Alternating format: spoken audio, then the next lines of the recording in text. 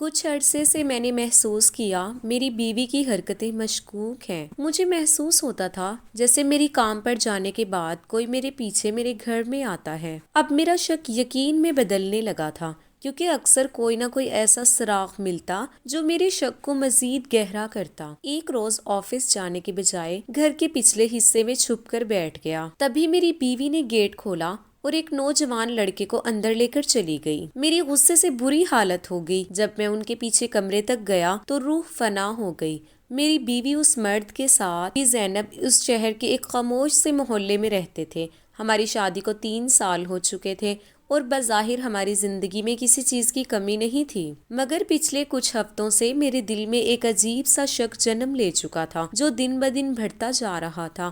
میں جتنا اسے نظر انداز کرنے کی کوشش کرتا وہ اتنا ہی میرے دماغ پر حاوی ہو جاتا۔ ایک صبح جب میں آنکھ کھول کر اٹھا تو کمرے میں ہلکی سی روشنی پھیلی ہوئی تھی، مگر زینب بستر پر موجود نہیں تھی۔ میں نے ادھر ادھر نظر دوڑائی تو وہ ہمیشہ کی طرح کچن میں مصروف تھی، مگر آج اس کے قدموں میں وہ سکون نہیں تھا جو پہلے ہوا کرتا تھا۔ میں آہستہ آہستہ چلتا ہوا کچن کے دروازے تک پہنچا اور خاموشی سے اسے دیکھنے لگا۔ وہ جلدی جلدی کام کر رہی تھی اور بار بار دروازے کی طرف دیکھ رہی تھی جیسے کسی کا انتظار ہو۔ جیسے ہی اس کی نظر مجھ پر پڑی وہ چونک گئی اور فوراً مسکرا کر بولی، آپ اٹھ گئے، میں ابھی ناشتہ لگا دیتی ہوں۔ اس کی آواز میں ایک مصنوعی نرمی تھی جو میرے دل کو چبھ گئی۔ میں نے کچھ نہیں کہا اور جا کر صوفے پر بیٹھ گیا، مگر میری نظریں اس پر جمی رہیں۔ وہ بار بار مجھ سے نظریں چراتی رہی اور میرے دل میں شک کی آگ مزید بھڑک اٹھی، کیونکہ ہم 3 سال سے ایک ساتھ رہ رہے تھے۔ میں اس کی ہر عادت طور اتوار کو پہچانتا تھا، لیکن جب اچانک سے اس کے رویے اور لہجے میں تبدیلی آ گئی تو میں نے اس کو محسوس کر لیا۔ ناشتہ کرتے ہوئے اس نے اچانک پوچھا، آج آپ کب تک واپس آئیں گے؟ اس کا یہ سوال میرے دل پر ہتھوڑے کی طرح لگا، کیونکہ پچھلے کچھ دنوں سے وہ یہی سوال بار بار دہرا رہی تھی۔ میں نے سرد لہجے میں کہا، کیوں؟ تمہیں میرے آنے جانے سے کیا لینا دینا؟ وہ ایک لمحے کے لیے خاموش ہو گئی، پھر دھیمی آواز میں بولی، نہیں بس ایسے ہی پوچھ رہی تھی۔ میں نے مزید کچھ نہ کہا، مگر میرا دماغ سوالوں سے بھر چکا تھا۔ میں گھر سے نکلا تو راستے بھر یہی سوچتا رہا کہ آخر وہ میرے پیچھے کیا کرتی ہے۔ دفتر پہنچ کر بھی میرا دل کام میں نہیں لگ رہا تھا۔ بار بار یہی خیال آتا کہ شاید اس وقت میرے گھر میں کوئی موجود ہے جو میرے نہ ہونے کا فائدہ اٹھا رہا ہے۔ شام کو جب میں واپس آیا تو دروازہ اندر سے بند تھا۔ میں نے بیل بجائی مگر کچھ دیر تک کوئی جواب نہ آیا۔ میرا دل زور زور سے دھڑکنے لگا۔ میں نے دوبارہ بیل بجائی، پھر تیسری بار، تب جا کر دروازہ کھلا۔ زینب سامنے کھڑی تھی۔ اس کے چہرے پر گھبراہٹ صاف نظر آ رہی تھی۔ اس کے بال بکھرے ہوئے تھے اور سانس تیز چل رہی تھی۔ آپ آج جلدی آ گئے، وہ ہکلاتے ہوئے بولی۔ میں نے اسے غور سے دیکھا اور بغیر جواب دیے اندر داخل ہو گیا۔ گھر میں ایک عجیب سا سناٹا تھا، جیسے کچھ دیر پہلے یہاں کوئی ہنگامہ ہوا ہو۔ میں سیدھا بیڈ روم کی طرف بڑھا اور جیسے ہی اندر داخل ہوا میری نظر فرش پر پڑی۔ وہاں مٹی کے نشان تھے جو کھڑکی کی طرف جا رہے تھے۔ وہ نشان کسی مرد کے جوتوں کے لگ رہے تھے۔ میرا خون کھول اٹھا، مگر میں نے کچھ نہ کہا۔ میرا شک اب یقین میں بدل رہا تھا۔ رات بھر مجھے نیند نہ آئی۔ زینب سکون سے سو رہی تھی، مگر میں چھت کو گھورتا رہا۔ میرے دماغ میں ہزاروں سوال گردش کر رہے تھے۔ اگلے دن میں نے فیصلہ کر لیا کہ اب میں سچ جان کر رہوں گا۔ اگلے روز میں نے زینب سے کہا، میں آفس کے کام سے جا رہا ہوں، رات شاید گھر واپس نہ آؤں۔ میں نے محسوس کیا زینب کے چہرے پر اطمینان آ گیا تھا، یا شاید مجھے ایسا محسوس ہوا، لیکن میں باہر جانے کے بجائے گھر کے پچھلے حصے میں چھپ جہاں سرونٹ کوارٹر بھی بنا ہوا تھا۔ چونکہ آج میں نے زینب سے یہی کہا تھا، میں گاڑی لے کر نہیں جاؤں گا، اس لیے مجھے مشکل نہیں ہوئی۔ میں چپ کے کھڑا سارے گھر پر نظر رکھے ہوا تھا، وہ بھی اس طرح کہ میں کسی کو دکھائی نہ دوں۔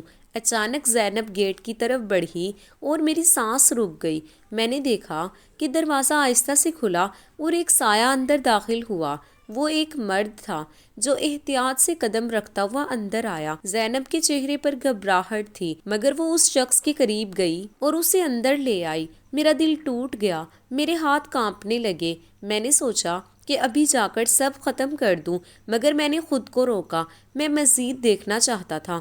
وہ شخص صوفے پر بیٹھ گیا اور زینب کچن میں چلی گئی۔ کچھ دیر بعد وہ اس کے لیے کھانا لے کر آئی۔ وہ اسے اپنے ہاتھوں سے کھانا کھلا رہی تھی۔ اس کے چہرے پر ایک عجیب سی نرمی تھی جو میں نے کبھی اپنے لیے محسوس نہیں کی تھی۔ میری آنکھوں میں اندھیرا چھانے لگا۔ مجھے لگا جیسے میری دنیا ختم ہو چکی ہے۔ زینب اسے گیسٹ روم میں لے گئی۔ میری برداشت ختم ہو چکی تھی۔ میں غصے سے پاگل ہو گیا۔ میں نے فوراً دروازہ کھولا اور گھر کے اندر داخل ہو گیا۔ میرا دل زور زور سے دھڑک رہا تھا اور جو منظر میں نے دیکھا اس نے میری پوری دنیا ہلا کر رکھ دی۔ دروازہ کھولتے ہی میری آنکھیں ایک ایسے منظر پر جم گئیں جس کی میں نے 1000 بار مختلف صورتوں میں توقع کی تھی، مگر حقیقت اس سے کہیں زیادہ عجیب اور ہلا دینے والی تھی۔ گیسٹ روم کے اندر وہ آدمی بیڈ کے کنارے بیٹھا تھا اور زینب اس کے سامنے کھڑی تھی، مگر وہ منظر ویسا نہیں تھا جیسا میرے ذہن نے بنایا تھا۔ نہ وہاں کوئی بے حیائی تھی، نہ کوئی شرمناک حرکت، بلکہ وہ آدمی سر جھکائے بیٹھا تھا اور زینب اس کے ہاتھوں پر پٹی باندھ رہی تھی۔ اس کے ہاتھوں سے خون رس رہا تھا اور زینب کے چہرے پر گھبراہٹ اور فکر صاف نظر آ رہی تھی۔ جیسے ہی دروازہ زور سے کھلا، دونوں چونک کر میری طرف دیکھنے لگے۔ زینب کے ہاتھ کانپنے لگے اور اس کے ہاتھ سے پٹی گر گئی، جبکہ وہ آدمی ایک دم کھڑا ہو گیا اور پیچھے ہٹ گیا۔ میرے اندر کا طوفان ایک لمحے کے لیے رک گیا، مگر اگلے ہی لمحے غصہ دوبارہ بھڑک اٹھا۔ یہ کیا ہو رہا ہے یہاں؟ میں نے دھاڑ کر پوچھا۔ میری آواز اتنی بلند تھی کہ دیواریں بھی کانپ اٹھیں۔ زینب کے ہونٹ خشک ہو گئے۔ وہ کچھ کہنے کے لیے لب ہلانے لگی، مگر آواز نہ نکل سکی۔ میں نے اس آدمی کی طرف دیکھا۔ وہ 30-35 سال کا لگ رہا تھا۔ اس کے کپڑے خاک آلودہ تھے اور چہرے پر تھکن اور درد کے آثار تھے، مگر میری نظر میں وہ ایک مجرم تھا جو میرے گھر میں میرے بستر تک پہنچ چکا تھا۔ کون ہے یہ؟ میں نے زینب کا بازو پکڑ کر جھنجھوڑا۔ زینب کی آنکھوں سے آنسو بہنے لگے۔ وہ بولی، آپ پہلے میری بات سن لیں، مگر میں سننے کے موڈ میں نہیں تھا۔ میں نے اس آدمی کو دھکا دیا اور غصے سے کہا، نکل جاؤ یہاں سے ورنہ میں پولیس کو بلا لوں گا۔ وہ آدمی کچھ کہنے لگا، مگر زینب فوراً اس کے سامنے آ گئی۔ نہیں، آپ ایسا نہ کریں، یہ وہ نہیں ہے جو آپ سمجھ رہے ہیں۔ اس کی آواز میں ایسی بے بسی تھی کہ ایک لمحے کے لیے میرا ہاتھ رک گیا، مگر شک ابھی بھی زندہ تھا۔ میں دروازے کے بیچوں بیچ کھڑا تھا۔ میرا سینہ غصے سے اوپر نیچے ہو رہا تھا اور آنکھیں اس اجنبی مرد پر جمی ہوئی تھیں، جبکہ زینب میرے سامنے کھڑی کانپ رہی تھی۔ اس کے آنسو رکنے کا نام نہیں لے رہے تھے۔ اس نے لرزتی آواز میں کہا، خدا کے لیے میری بات سن لیں، آپ جو سوچ رہے ہیں وہ سچ نہیں ہے۔ میں نے جھٹکے سے اس کا ہاتھ ہٹایا اور سخت لہجے میں کہا، تو پھر سچ کیا ہے؟ یہ کون ہے جو میرے گھر میں چھپ کر آتا رہا ہے؟ زینب نے آنکھیں بند کر لی جیسے خود کو سنبھال رہی ہو، پھر دھیرے سے بولی، یہ میرا بھائی ہے۔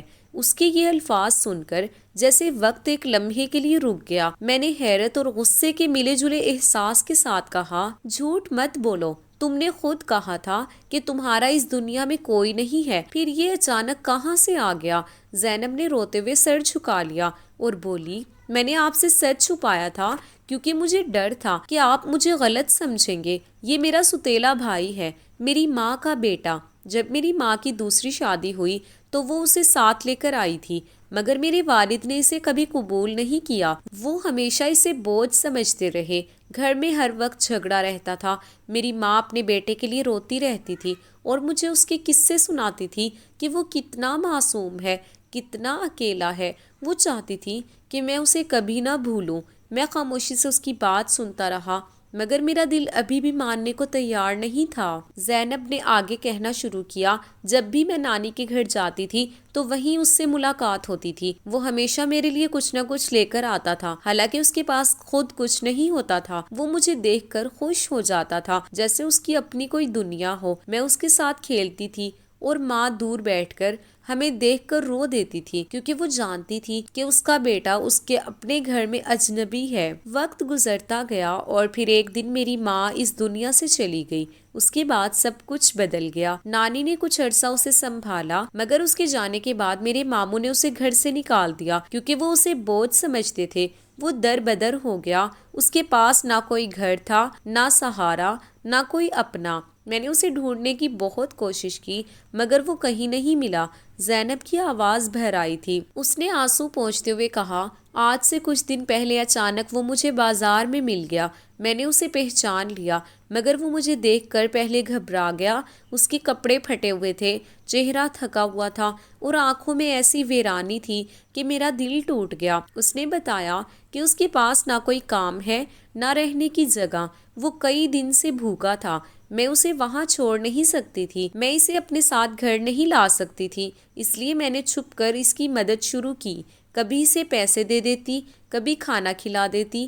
وہ ہر بار منع کرتا تھا مگر میں نے اسے مجبور کیا کیونکہ وہ میرا بھائی ہے۔ میری ماں اس کے دکھ میں وقت سے پہلے ہمیں چھوڑ کر چلی گئی۔ میں کیسے اسے اس حال میں چھوڑ دیتی؟ میں نے اس آدمی کی طرف دیکھا جو اب تک خاموش کھڑا تھا۔ اس کی آنکھوں میں نمی تھی اور چہرے پر شرمندگی صاف نظر آ رہی تھی۔ زینب نے بات جاری رکھی، میں نے اسے ایک چھوٹا موبائل لے کر دیا تاکہ میں اس سے رابطے میں رہ سکوں۔ آج جب میں نے اسے فون کیا تو اس نے بتایا آج اس کا چھوٹا سا ایکسیڈنٹ ہو گیا تھا، اس کے ہاتھ پر چوٹ آئی تھی مگر کوئی مدد نہیں کر رہا تھا۔ میں چھوڑ نہیں سکتی تھی، اس لیے میں نے اسے یہاں بلایا تاکہ اس کا علاج کر سکوں۔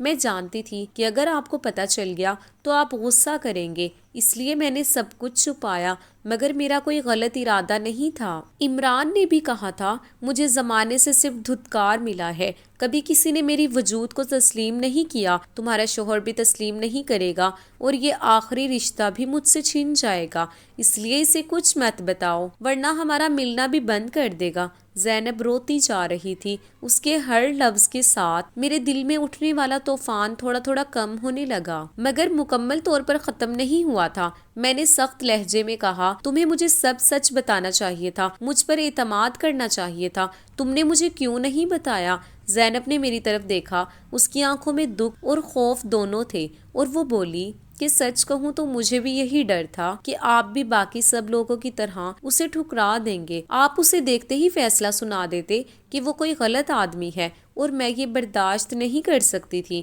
میں نے خاموشی سے ایک قدم پیچھے ہٹایا، میرا غصہ اب سوالوں میں بدل چکا تھا۔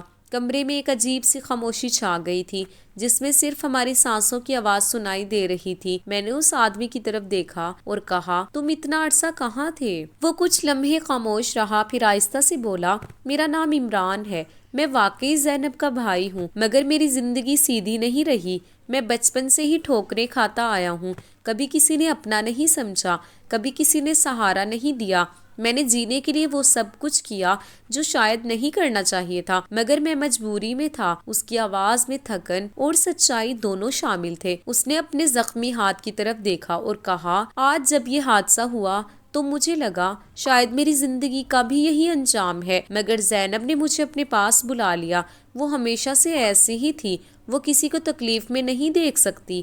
میں اس کے الفاظ سن کر خاموش ہو گیا۔ میرے اندر کچھ ٹوٹ بھی رہا تھا اور کچھ بن بھی رہا تھا۔ ایک طرف میرا غرور تھا جو چیخ رہا تھا کہ مجھ سے جھوٹ بولا گیا اور دوسری طرف حقیقت تھی جو میرے سامنے کھڑی تھی کہ شاید میں نے جلد بازی میں فیصلہ کر لیا تھا۔ زینب آہستہ سے میرے قریب آئی اور بولی، میں نے آپ کو دھوکہ نہیں دیا، میں صرف ایک رشتہ نبھا رہی تھی جو مجھے میری ماں نے سونپا تھا۔ اگر آپ کہیں گے تو میں اسے ابھی یہاں سے بھیج دوں گی مگر میں اسے مرنے کے لیے نہیں چھوڑ سکتی۔ میں باہر اس سے ملنے جایا کروں گی اور اس کی مدد بھی کروں گی جب تک اسے کوئی کام نہیں مل جاتا۔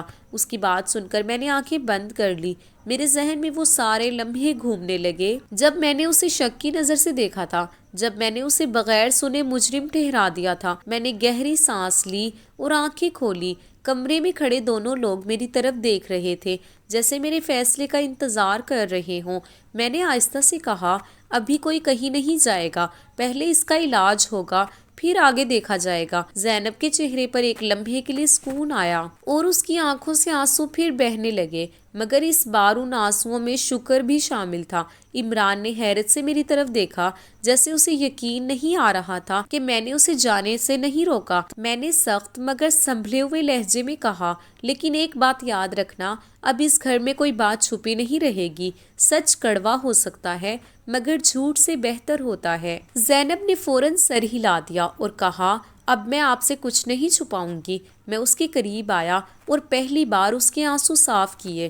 میرے دل کا بوجھ ابھی مکمل ختم نہیں ہوا تھا، مگر کہیں نہ کہیں مجھے احساس ہو رہا تھا کہ ہر چیز ویسی نہیں ہوتی جیسی پہلی نظر میں دکھائی دیتی ہے، اور شاید آج میں ایک بہت بڑی غلطی کرنے سے بچ گیا تھا۔ کمرے میں پھیلی ہوئی وہ گھٹن آہستہ آہستہ کم ہونے لگی، مگر کہانی ابھی ختم نہیں ہوئی تھی، کیونکہ میرے دل میں اب بھی کچھ سوال باقی تھے، اور مجھے اندازہ تھا کہ آنے والے دنوں میں ہمیں ان سب کا سامنا کرنا پڑے گا۔ وقت کے ساتھ سب کچھ آہستہ آہستہ بدلنے لگا۔ شروع میں میرے دل میں ہلکی سی جھجک ضرور تھی، مگر میں نے خود کو مجبور کیا کہ ماضی کی تلخیوں کو پیچھے چھوڑ کر آگے بڑھوں۔ عمران ہمارے ساتھ ہی رہنے لگا، اس کے زخم ٹھیک ہو رہے تھے، مگر جو چیز مجھے سب سے زیادہ حیران کرتی تھی وہ اس کا رویہ تھا۔ خاموشی سے ہر کام میں ہاتھ بٹانے کی کوشش کرتا رہتا تھا۔ صبح میں اٹھتا تو وہ پہلے سے جاگ رہا ہوتا، کبھی صحن صاف کر رہا ہوتا، کبھی پانی بھر رہا ہوتا، کبھی کسی چھوٹے موٹے کام میں لگا ہوتا۔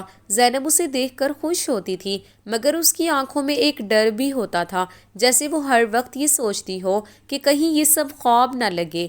ایک دن میں نے اسے اپنے ساتھ کام پر لے جانے کا فیصلہ کیا۔ شروع میں وہ ہچکچایا اور بولا کہ میں آپ پر بوجھ نہیں بننا چاہتا، مگر میں نے صاف کہہ دیا کہ بوجھ وہ ہوتا ہے جو محنت نہ کرے، اور تم میں تو محنت کی کمی نہیں ہے۔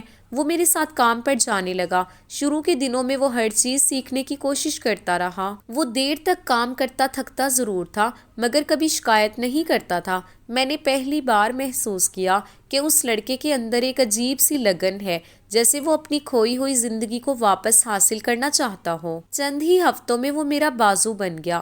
جہاں پہلے مجھے اکیلے سب سنبھالنا پڑتا تھا، اب وہ میرے ساتھ کھڑا ہوتا تھا۔ لوگوں سے بات کرنا، کام کو سمجھنا، حساب کتاب رکھنا، سب کچھ اس نے جلدی سیکھ لیا تھا۔